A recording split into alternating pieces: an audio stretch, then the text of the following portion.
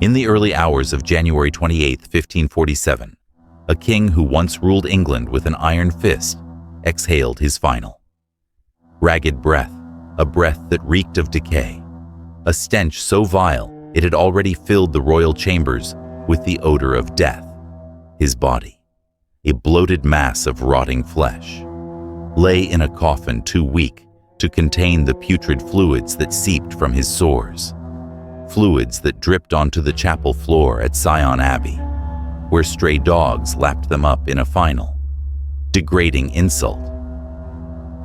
This was the horrible end of Henry VIII of England, a monarch whose name once struck terror into the hearts of his enemies, but whose death was so grotesque, so humiliating, that it stripped away every shred of his royal majesty.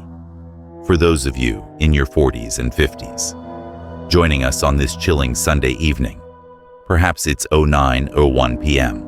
on May 18, 2025, where you are prepared to uncover a tale of torment that history has tried to bury beneath the pomp of a king's legacy.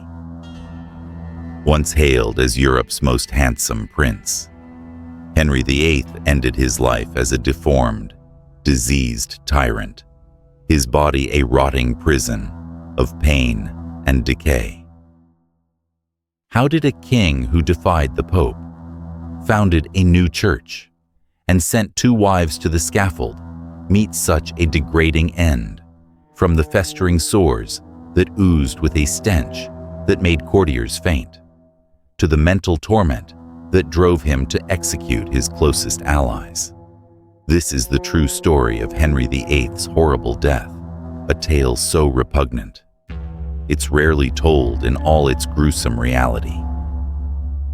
Tonight, we'll reveal the king's descent into a living hell, where his body betrayed him, his mind shattered, and his legacy crumbled in the face of nature's cruelest revenge. This is Torture Vault, where we dig into history's darkest corners, uncovering the gruesome punishments, bloody executions, and painful truths that shaped the past. If you're fascinated by death, power, and the raw cruelty of history, you're in the right place. So, dim the lights, pull that blanket closer, and dare to step into the final days of Henry VIII if you can stomach the horror. Let's begin with a whisper that will chill your blood and perhaps haunt your dreams. Let's step back to the dawn of the 16th century, to a time when a young prince named Henry Tudor stood poised to become one of England's most powerful kings. For those of you in your 40s who might remember the golden promise of youth, imagine a man who embodied that promise in every way, a man whose beauty and strength seemed almost divine. Born on June 28, 1491, Henry VIII ascended to the throne in 1509 at just 17 years old, and he was nothing short of a Renaissance ideal. Tall, athletic, with golden red hair and a majestic bearing, he was hailed as Europe's most handsome prince. A Venetian ambassador wrote that he possessed an extraordinary figure and an angelic countenance, a beauty that surpassed any other Christian prince. It's almost hard to believe. Isn't it a king so radiant, so full of promise, that he seemed destined for greatness? And yet, his end would be anything but glorious. Henry VIII began his reign as a golden king, a man who dazzled his court with his charm, his skill in jousting, and his love of music and poetry. He was a true Renaissance man, a monarch who could hunt all day, dance all night, and still find time to debate theology with the sharpest minds in Europe. His waist measured a trim 89 centimeters. His body, a testament to strength and vitality. But beneath this glittering facade, there were already whispers of a darker side, a temper that could flare without warning, a vanity that brooked no insult, It's almost ironic. Isn't it a king so obsessed with his own perfection, who would one day become a grotesque caricature of himself? His body, a rotting prison of pain and decay. The turning point came in January 1536, during a jousting tournament in Greenwich. Henry, then 44 years old, was still a skilled rider, eager to prove his prowess to his court. But on that fateful day, his horse collapsed beneath him, crushing him under its weight. The king remained unconscious for 2 hours, and for a moment, it seemed he might not survive. He did, but the injury to his right leg would never fully heal. A gaping wound turned into an open ulcer, oozing pus and blood, a festering sore that refused to close. The stench was unbearable, a fetid odor that announced his presence long before he entered a room. Courtiers were forced to endure it, holding perfumed handkerchiefs to their noses, knowing that to show revulsion was to risk the king's wrath. It's a humiliating fall for such a vain man. Isn't it a king who once prided himself on his beauty, now reduced to a walking miasma? His every step a reminder of his mortality. The accident didn't just scar his body, it scarred his mind. Some historians believe the fall caused a brain injury, exacerbating Henry's already volatile temper. He became paranoid, prone to fits of rage, his once sharp mind clouded by suspicion. Coincidentally, or perhaps not, it was during this same period that Henry ordered the execution of his second wife, Anne Boleyn, under fabricated charges of adultery and treason. She was beheaded in May 1536, her blood staining the scaffold as Henry's court watched in silence. It's a chilling thought. Isn't it a king who once loved so passionately, now sending the woman he loved to her death, her neck severed by a single stroke of the executioner's sword? With his mobility reduced, Henry began to gain weight at an alarming rate. His waist, once a trim 89 centimeters, ballooned to over 130 centimeters. His weight soared past 180 kilograms, turning him into a grotesque mass of flesh that could barely move. Special pulley systems were built to hoist him between rooms, and door frames in his palaces were widened to accommodate his bulk. It's almost tragic, isn't it? The man who once danced with grace now reduced to a wheezing, immobile giant, his body a prison he couldn't escape. But Henry's decline was only beginning, and the horrors that awaited him would make even his darkest deeds pale in comparison. Let's take a deep breath and step into the next chapter of this grim tale, where the king's cruelty and torment come into full, bloody view. Now, let's descend into the heart of Henry VIII's reign, a reign marked not just by his physical decline, but by a cruelty so ruthless, so bloodthirsty, that it stained the pages of history with the blood of the innocent. For those of you in your 40s, who might have seen the cost of unchecked power in your own lives, this part will chill your bones, but we'll keep it hauntingly soothing, so you can drift off without the weight of history pressing too heavily on your dreams. Henry VIII wasn't just a king, he was a tyrant, a man whose paranoia and rage turned his court into a slaughterhouse, where even the loyal were not safe from his wrath. As Henry's body decayed, so too did his mind. The once brilliant statesman became a shadow of his former self, his thoughts consumed by paranoia and fear. He saw enemies everywhere, imaginary conspiracies lurking in every corner of his court. Friends, advisors, even family were not spared his suspicion. In 1541, he ordered the execution of his fifth wife, Catherine Howard, a young woman of just 19, whom he had married in a desperate bid to reclaim his youth. But Catherine, unable to bear the sight of her deformed, malodorous husband, his leg ulcers oozing with a stench that filled entire rooms, sought comfort in the arms of a younger man. When Henry discovered her affair, his rage was unstoppable. He ordered her execution, along with her lover, their heads severed by the executioner's axe in a public spectacle that left the court trembling. It's a gruesome irony. Isn't it a king who once wooed women with charm and poetry, now sending them to the scaffold, their blood a testament to his wounded pride? Henry's paranoia didn't stop with his wives.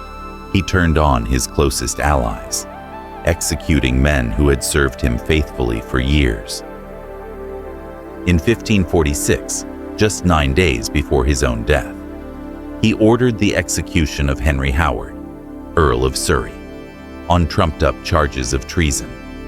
Howard's only crime: a careless word, a misinterpreted glance enough to send him to the block, his head rolling as the court watched in horrified silence.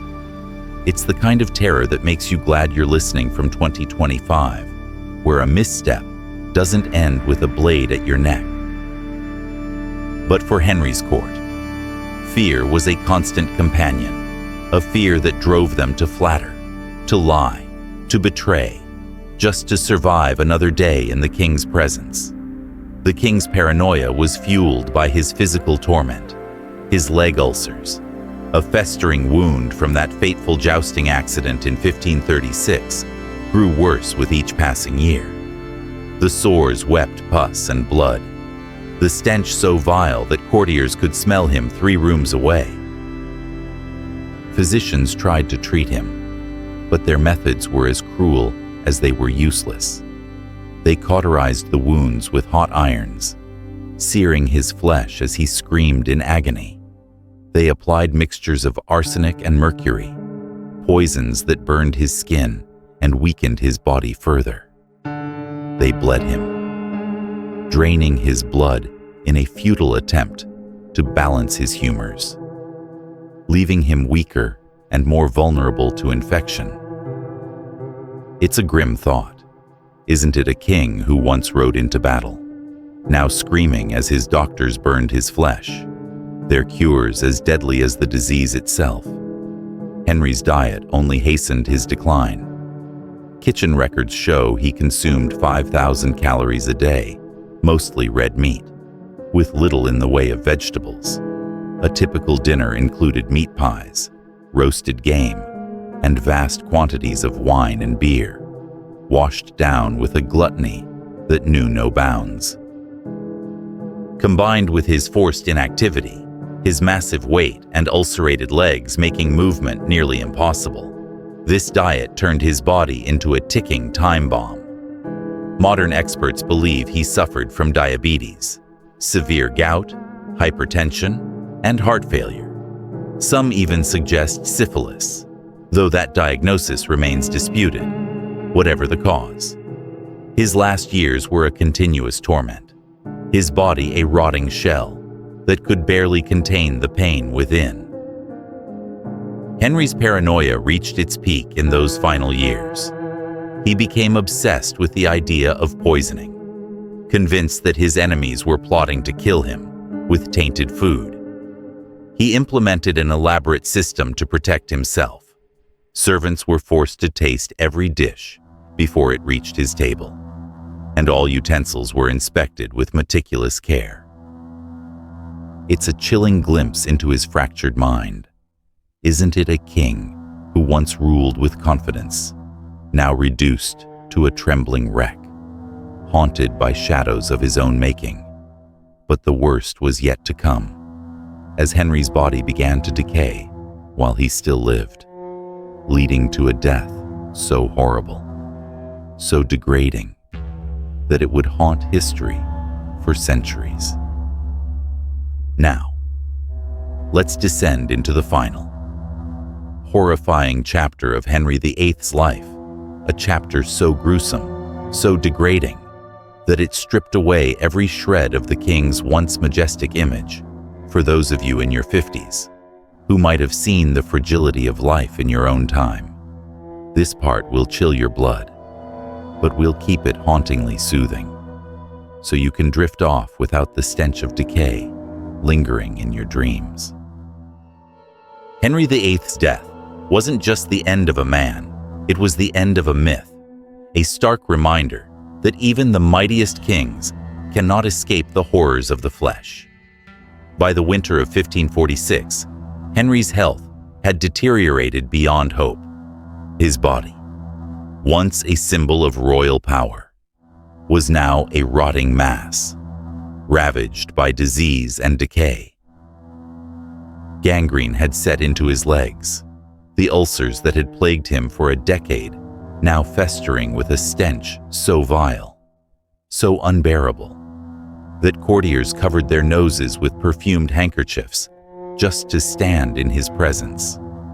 The sores were so deep that bones were visible through the decomposing flesh, a sight so grotesque that even his most loyal attendants could barely stomach it. It's a grim image.